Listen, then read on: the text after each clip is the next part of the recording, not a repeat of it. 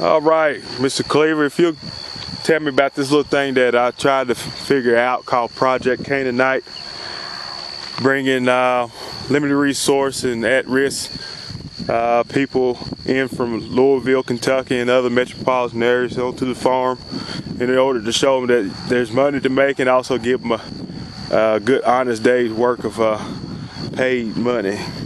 So Project Canaanite, I think, is a good thing. I think we need them, they need us.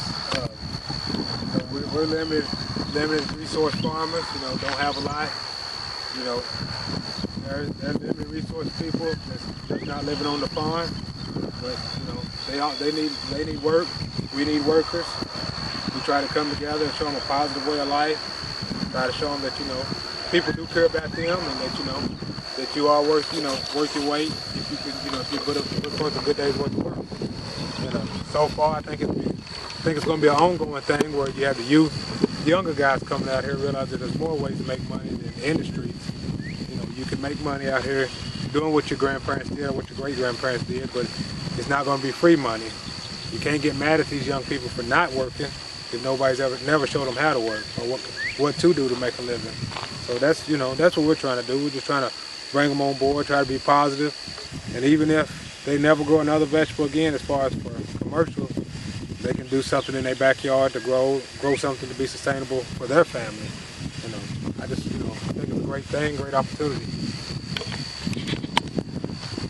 Yeah, but as Mr. Cleaver said, one important thing he said was that I think he alluded to patience. Working with small, limited resource farmers as I do, I think you have to have the patience to continue.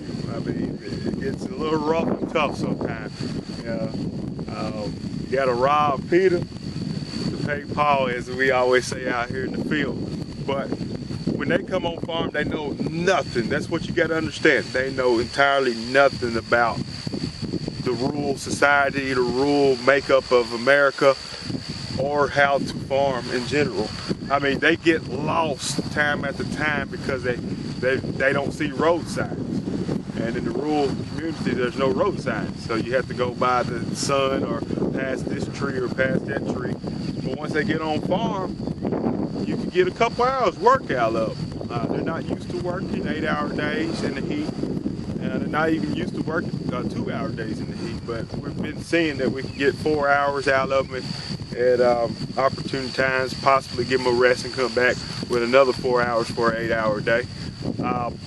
But the biggest thing that we have to do is show one or two at a time. They go back word of mouth and say this thing is not that bad. And you have to pay them correctly. $5, $6, $7 an hour is not going to be good for them. What we want to do is give them some type of risk in the plots. And then by them taking those risks in the plots, i.e. not taking their full paycheck for the week or for the day, and giving it back to the farmer so the farmer can go buy some more chemicals or something like that. Later on, once you get production going, maybe we can possibly come back and give them a percentage of a certain sale instead of a hourly wage. If we keep them at a $8 average wage, 8 hours a day is $64 at 4 times a week. We're talking about 60 times 44. We're talking about still minimum money. But if we can get them to engross themselves into our farms and into our plots and into our enterprises, maybe possibly you can get them up to that $500 and $600 per week average. And that once they start doing that, the hypothesis is that they're going to go ahead and work harder. Not to mention we can increase our plot sizes and have trusted that they're going to be here to help us get the plots out of the ground. Now, other than that, what Mr. Cleaver and some people in the groups, other groups that may use them or have used them, is saying that they have to have their own transportation. When you go out here and get a job, they don't set you up on a transportation logistic plan. They don't say, listen, we're going to send a driver to come pick you up at 6 a.m. so you can be at work by 7. They don't say, well, when you get off at 12, we're going to have somebody drive you back home. They have to understand that. If they don't understand that, then really they have no part on the farm, which the farms are more than 50, 60 miles away. And it could get very tiring and tribulous on your nerves and also on your plan of work of the day. So that's some of the things we've been discussing with the Project Canaanite. We currently have 2 to 3 Louisvillians that are coming out of Louisville down to the farm, and we're using them to help us get these plots in order right now as of June the 13th, and later on we'll have them picking this plot that we showed you out here today in order to take it to certain venues of sale. Anything else you got to say, Mr. Cleve? Well, I think you hit the nail right on the head. Just got to have patience. Patience to realize what these are young people that's never been told this might be their first opportunity, might even be their first job. It does take, it takes a lot of patience.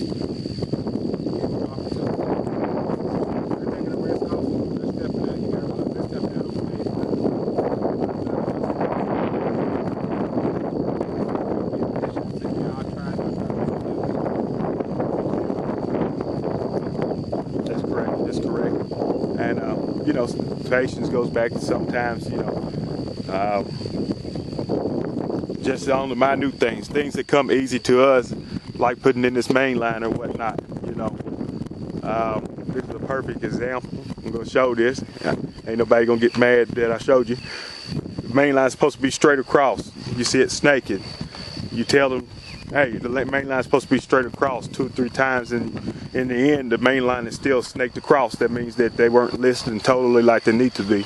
And that goes back to the society they were brought up in and the schools they went to, and the follow direction aspect that they have been learned at the K through 12 level. Can we fix that, Mr. Cleve? Who knows? In time, possibly, but it's not something you're going to fix this season. So that's something we have to, as the agent here and also the farmer, we have to take into realization that you got to keep with them if they're going to be with you in the future and whatnot. 3 or 4 year project, you can't tell what you're going to get out of them this year because everything is so brand new. I mean, it's the first time they've ever planted, first time they've ever picked, first time they've ever weeded out of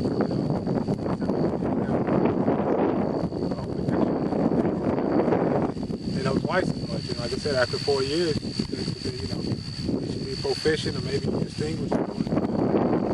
At some point in time, we would like to leave them by themselves, pick up the phone, and they can come out here and do whatever the farmer does without being watched over. You can say, listen, we need rows 6 through 12 and rows 24 to 28 watered. We need rows 1 through 6 fertigated.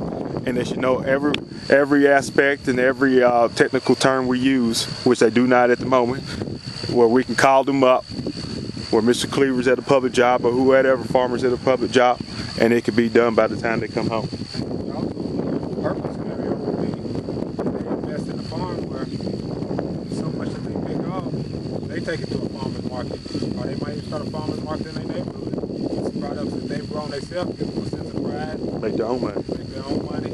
As we call it, big boy money. Yeah.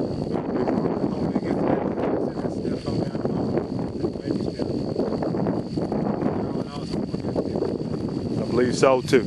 And talking about at farmers market stands and being in society and whatnot, we have to also train them how to speak and how to have the